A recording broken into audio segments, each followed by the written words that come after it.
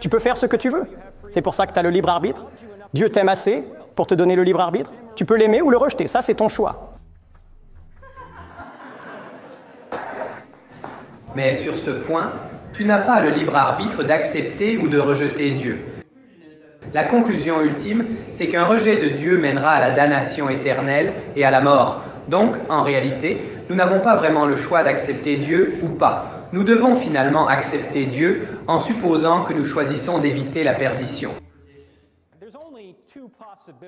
Il n'y a que deux possibilités si Dieu existe. Dans l'éternité, vous serez avec lui ou alors vous ne serez pas avec lui. OK?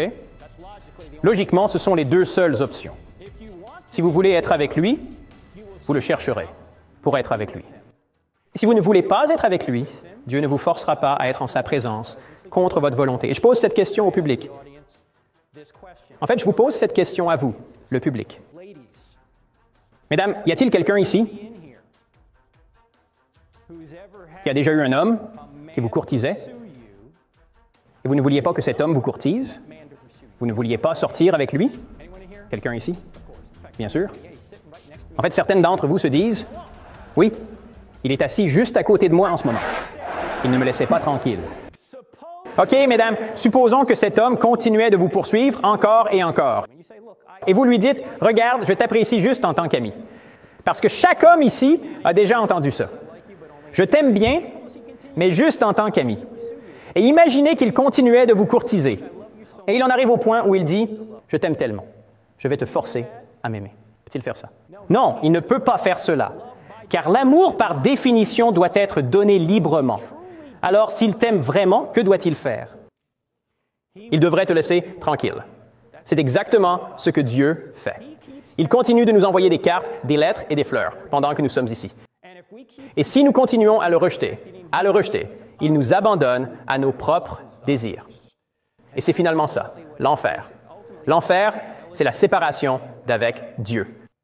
Donc, vous êtes libre en enfer. Vous allez continuer à rejeter Dieu, même en enfer, mais vous êtes confiné en enfer. En fait, l'enfer, c'est une quarantaine du mal. C'est ce que c'est. Et le paradis, évidemment, c'est être dans la présence même de Dieu. Dieu t'aime trop pour te forcer à entrer dans sa présence contre ton gré. Merci, Carter.